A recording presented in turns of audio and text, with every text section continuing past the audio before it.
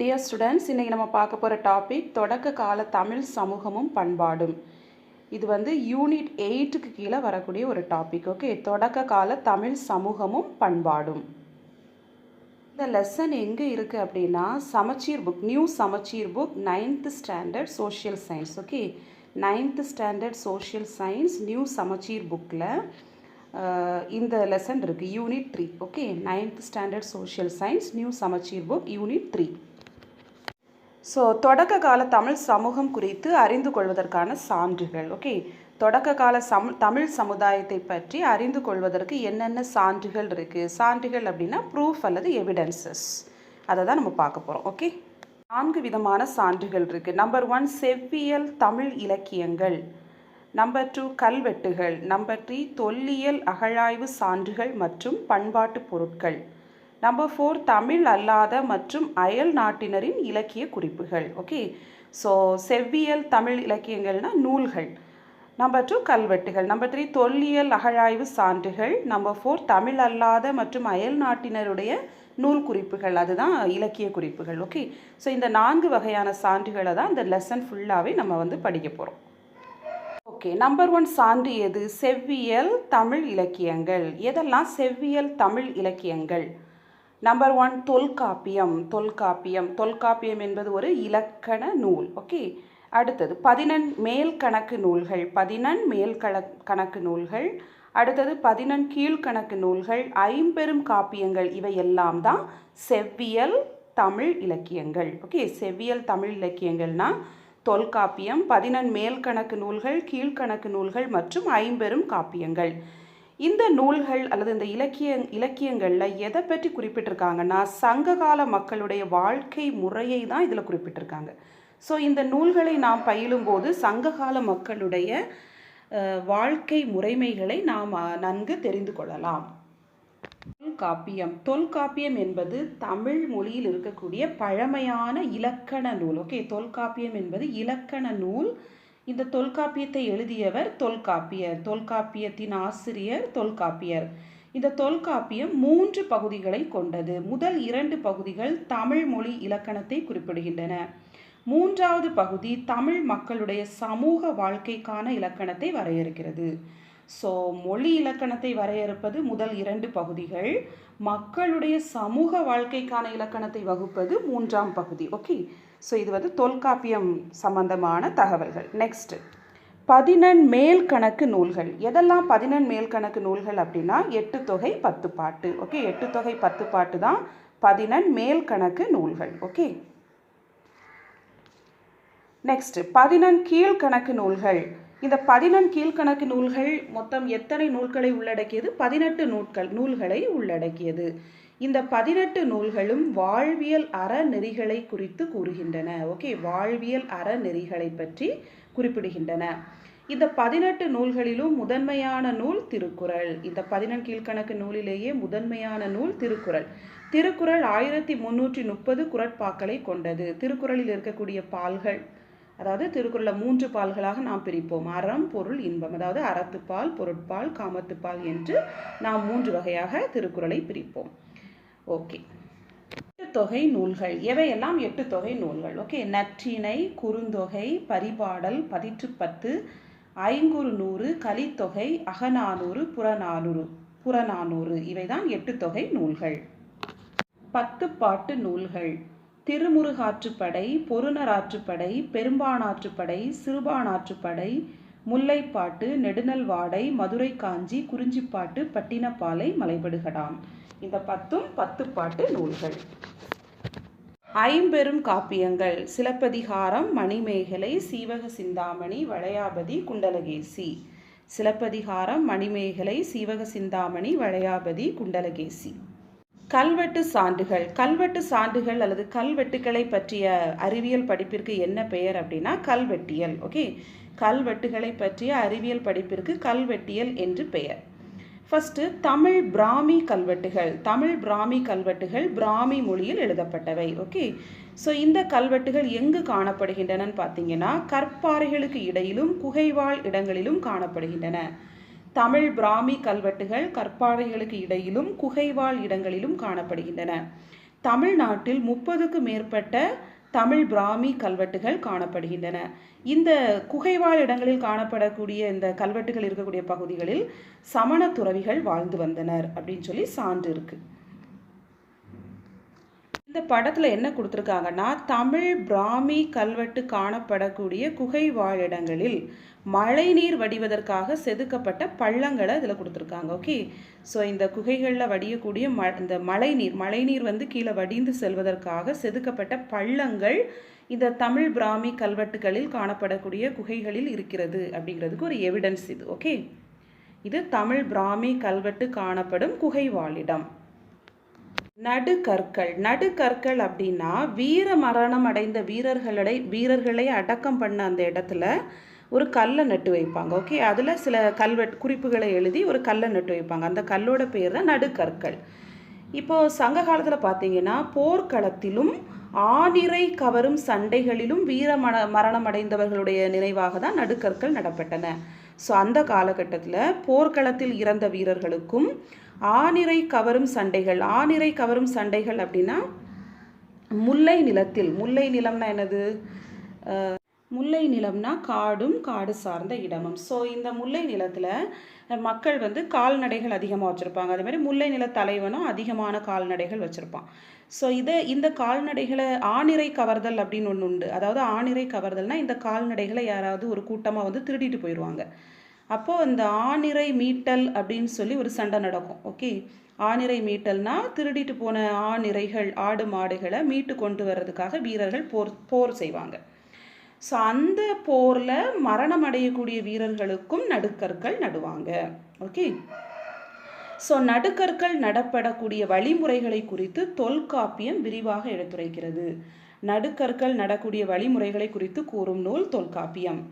So நடுக்கற்கள் இப்போ கூட நம்ம தமிழ்நாட்டில் இருக்குது. எக்ஸாம்பிள், தேனி மாவட்டத்தில் புலிமான் கோம்பை தாதப்பட்டி இந்த நடுக்கற்கள் வந்து தேனி மாவட்டத்தில் இருக்குது. அடுத்தது புதுக்கோட்டையில் பொற்பனை கோட்டைன்னு சொல்கிற இடத்துல இருக்கக்கூடிய நடுக்கர் வந்து ஒரு எக்ஸாம்பிள். புதுக்கோட்டையில் இருக்கக்கூடிய நடுக்கல்லுக்கு எக்ஸாம்பிள் பொற்பனை கோட்டை. இந்த நடுக்கற்கள்ல எல்லாம் தமிழ் பிராமி எழுத்துக்கள் பொறிக்கப்பட்ட சங்ககால நடுக்கற்கள். அதாவது இந்த நடுக்கல்ல எல்லாம் என்ன எழுத்துல எழுதியிருக்காங்க? பிராமி எழுத்துக்களில் எழுதியிருக்காங்க. ஓகே, அடுத்தது சுடுமண் கால எழுத்துப்பொறிகள். சுடுமண் காலத்தில் உள்ள எழுத்துப்பொறிகள். இந்த சுடுமண் கால எழுத்துப்பொறிகள் இதில் வந்து என்ன பண்ணாங்க அப்படின்னா, கல்வெட்டுகளில் என்ன எழுத்துக்களில் எழுதுனாங்க அதுதான். ஓகே, சுடுமண் கால கல்வெட்டுகளில் என்ன மொழி எழுதுனாங்கன்னா, அந்த கல்வெட்டுகளில் மக்களின் பெயர்கள் பிராமி எழுத்துக்களால் பொறிக்கப்பட்டிருந்தது. ஓகே, பிராமி எழுத்துக்கள் தான். இந்த சுடுமண் கால எழுத்துப்பொறிகள் சார்ந்த கல்வெட்டுகள் எங்கெல்லாம் இருக்குன்னா, அரிக்கமேடு, அழகன்குளம், கொடுமணல், கீழடி. நெக்ஸ்ட், சுடுமண் துண்டுகள் காணப்படும் இடங்கள். சுடுமண் துண்டுகள் காணப்படக்கூடிய இடங்கள் எங்கெல்லாம் பார்த்தீங்கன்னா, எகிப்து நாட்டில், அதாவது உலக அளவில் எக்ஸாம்பிள் கொடுத்துருக்காங்க. எகிப்து நாட்டில் உள்ள பெரனிக்கே, அப்புறம் மறுபடியும் எகிப்து நாட்டில் காணப்படக்கூடிய குசேர் அல் காதிம், ஓமன் நாட்டில் கோர் ரோரி. ஓகே, சுடுமண் துண்டுகள் காணப்படும் இடங்கள் எகிப்து நாட்டில் பெரேனிக்கே, குசேர் அல் காதிம், ஓமன் அல்லது ஒமானில் கோர் ரோரி. அடுத்தது சுடுமண் கலன்களில் வந்து தமிழ் மொழியிலும் பெயர்கள் எழுதப்பட்டிருந்தது, பிராகிருத மொழியிலும் அதாவது எழுத்துக்கள் எழுதப்பட்டிருந்தது. பிராகிருதம் அப்படிங்கிறது மௌரியர் காலத்தில் வட இந்தியாவில் பொதுமக்களால் பேசப்பட்ட மொழி தான் பிராகிருதம். ஓகே, பிராகிருதம் என்பது மௌரியர்களுடைய காலத்தில் வட இந்தியாவில் பொதுமக்களால் பேசப்பட்டது தான் என்னது? பிராகிருத மொழி. ஸோ சுடுமண் கலன்களில் எந்த மொழியிலெல்லாம் பெயர்கள் எழுதப்பட்டது? தமிழ் மற்றும் பிராகிருத மொழி. நெக்ஸ்ட்டு, தொல்லியல் அகழாய்வு களங்கள் தமிழ்நாட்டில் எங்கெல்லாம் இருக்குது அந்த மாதிரி பார்க்க போகிறோம். ஸோ ஃபஸ்ட்டு தமிழ்நாட்டில் தொல்லியல் அகழாய்வு களங்கள் எங்கெல்லாம் இருக்குதுன்னு பார்த்தீங்கன்னா, அரிக்கமேடு, அழகன்குளம், கீழடி, கொடுமணல், உறையூர், கரூர், காஞ்சிபுரம், காவிரி பூம்பட்டினம், கொர்க்கை. கேரளாவில் பட்டணம் அப்படின்னு சொல்லக்கூடிய ஒரு இடத்துலையும் தொல்லியல் அகழாய்வு களம் இருக்குது. புதுச்சேரிக்கு அருகில் இருக்கக்கூடியது தான் அரிக்கமேடு. ஓகே, அரிக்கமேடு தமிழ்நாட்டுக்குள்ளே, புதுச்சேரிக்கு பக்கத்தில். புதுச்சேரி தமிழ்நாட்டுக்குள்ளே தான் இருக்குது. ஸோ தமிழ்நாட்டில் புதுச்சேரிக்கு அருகில் காணப்படக்கூடிய ஒரு தொல்லியல் அகழாய்வு களம் தான் அரிக்கமேடு.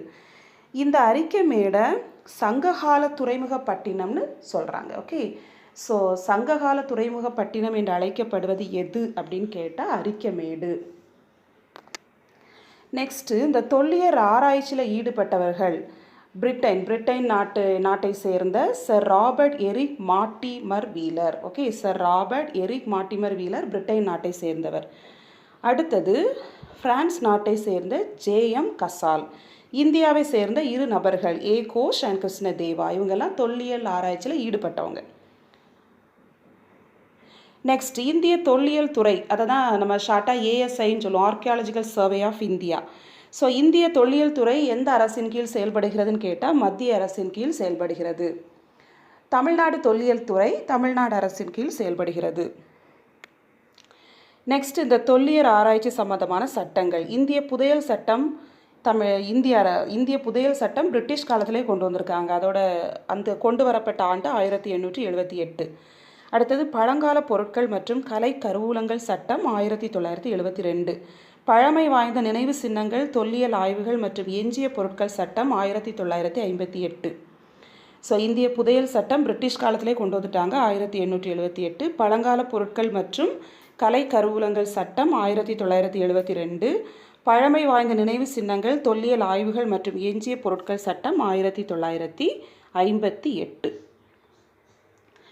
நெக்ஸ்ட்டு நாணயங்கள் கூட சங்ககால மக்களுடைய வாழ்க்கையை பற்றி நமக்கு அறிவிக்கக்கூடிய சான்றுகளாக செயல்படுகிறது. தென்னிந்தியாவில் கோயம்புத்தூர் மண்டலம், அழகன்குளம், கரூர், மதுரை இந்த இடங்கள்லாம் ரோமானிய நாணயங்கள் தொல்பொருள் ஆராய்ச்சியின் போது கண்டுபிடிக்கப்பட்டுள்ளன. ஸோ தென்னிந்தியாவில் கோயம்புத்தூர் மண்டலம், அழகன்குளம், கரூர், மதுரை இங்கே ரோமானிய நாணயங்கள் கண்டெடுக்கப்பட்டுள்ளன. அப்போ இதுலேருந்து நமக்கு என்ன தெரியுது? சங்க காலத்தில் தமிழர்கள் ரோமோடு வர்த்தகம் வாணிகத்தில் ஈடுபட்டிருந்தார்கள். அதுதான் இதோட ப்ரூஃப், சான்று. ஓகே, நெக்ஸ்ட் சில இலக்கிய சான்றுகளை பற்றி நம்ம பார்க்க போகிறோம். மகாவம்சம் அப்படின்னு ஒரு நூல் இருக்குது. இது இலங்கையில் புத்த சமய வரலாற்றை கூறக்கூடிய நூல். ஓகே, இலங்கையில் புத்த சமயம் எவ்வாறு செயல்பட்டது என்று குறிப்பிடக்கூடிய நூல் தான் மகாவம்சம். இந்த மகாவம்சம் பாலி மொழியில் உள்ள நூல். மகாவம்சம் எந்த மொழியில் எழுதப்பட்டிருக்கு? பாலி. இங்கே குதிரை வணிகர்களை பற்றி சொல்லியிருக்காங்க. அதே போல் தென்னிந்தியாவில் உள்ள வணிகர்களை பற்றிய குறிப்புகளும் இருக்குது.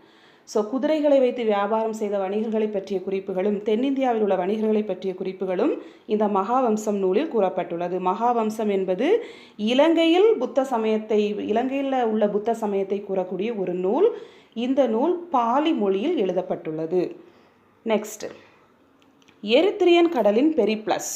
இது ஒரு புக்கு, நூல். ஓகே, எரித்ரியன் கடலின் பெரிப்ளஸ், இங்கிலீஷில் பெரிப்ளஸ் ஆஃப் எரித்ரியன் சி.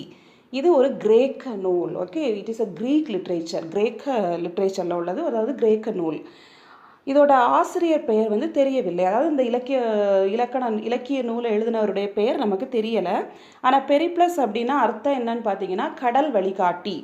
பெரிப்ளஸ்னுடைய அர்த்தம் கடல் வழிகாட்டி. எரித்ரியன் கடல் என்பது செங்கடலை சுற்றியுள்ள பகுதி. ஓகே, எரித்ரியன் கடல் என்பது செங்கடலை சுற்றியுள்ள கடல் பகுதி.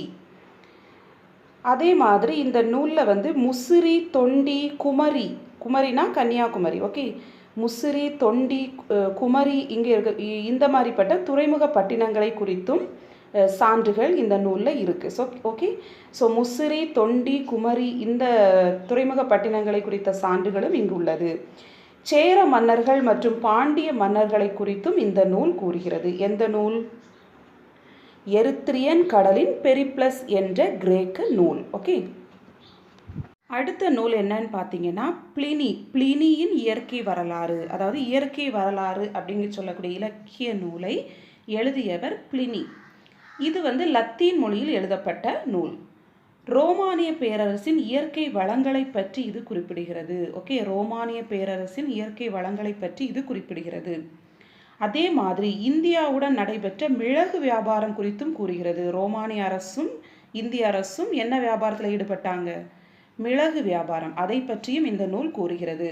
அதே மாதிரி இந்த நூலில் ஒரு சிறப்பான கருத்து இருக்குது. அது என்ன கருத்துன்னு பார்த்தீங்கன்னா, வடகிழக்கு ஆப்பிரிக்காவின் அருகில் உள்ள ஓசலிஸ் துறைமுகத்திலிருந்து பருவக்காற்று சரியாக வீசினால் 40 நாட்களில் இந்தியாவை அடைந்து விடலாம். ஸோ கடல் வழியாக பயணம் செய்யும்போது வடகிழக்கு ஆப்பிரிக்காவின் அருகில் உள்ள ஓசலிஸ் துறைமுகத்திலிருந்து பருவக்காற்று சரியான திசையில் வீசினா இந்தியாவுக்கு எவ்வளோ நாட்களில் வந்து சேரலாம்? 40 நாட்களில் வந்து சேரலாம் அப்படின்னு சொல்லக்கூடிய ஒரு தகவல் இந்த பிளினியின் இயற்கை வரலாறு என்ற புத்தகத்தில் உள்ளது.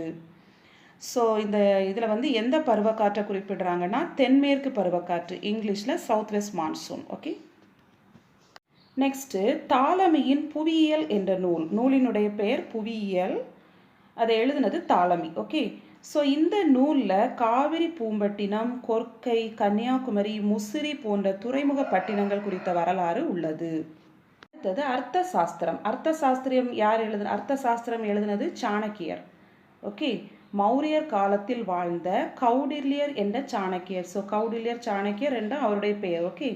ஸோ கௌடில்யர் என்று அழைக்கப்படக்கூடிய சாணக்கியர் எழுதிய நூல் தான் அர்த்த சாஸ்திரம். இந்த நூலில் வந்து பொருளாதாரம் குறித்தும் ஆட்சி முறைமை குறித்தும் எடுத்துரைக்கிறது இந்த நூல். ஓகே. பொருளாதாரம், பண்டைய தமிழகத்தின் பொருளாதாரம், ஆட்சி முறைமை பற்றி இந்த நூல் கூறுகிறது. அந்த நூலில் ஒரு குறிப்பு இருக்குது. அந்த குறிப்பு என்னென்னா பாண்டிய காவாடகா. ஓகே. பாண்டிய காவாடகானா என்ன அர்த்தம்னா பாண்டிய நாட்டில் கிடைத்த முத்துக்கள் மற்றும் கடல் பொருட்களை பற்றிய குறிப்பு. பாண்டிய காவாடகானா என்னது? பாண்டிய நாட்டில் கிடைத்த முத்துக்கள் மற்றும் கடல் பொருட்களை பற்றிய குறிப்பு. ஸோ கிரானிக்கிள் அல்லது வரலாற்று குறிப்பு அப்படின்னா என்ன? முக்கியமான வரலாற்று நிகழ்வுகளை கால வரிசையில் விவரிக்கும் குறிப்பு வரலாற்று குறிப்பு எனப்படும். ஸோ இங்கிலீஷில் கிரானிக்கிள் அப்படிங்கிறதுக்கு என்ன அர்த்தம்? முக்கியமான வரலாற்று குறிப்புகளை கால வரிசையில் விவரிக்கும் குறிப்பு கிரானிக்கிள். தமிழில் வரலாற்று குறிப்பு என்று அழைக்கப்படுகிறது. Thank you students. Let us meet in the next video. Thank you so much.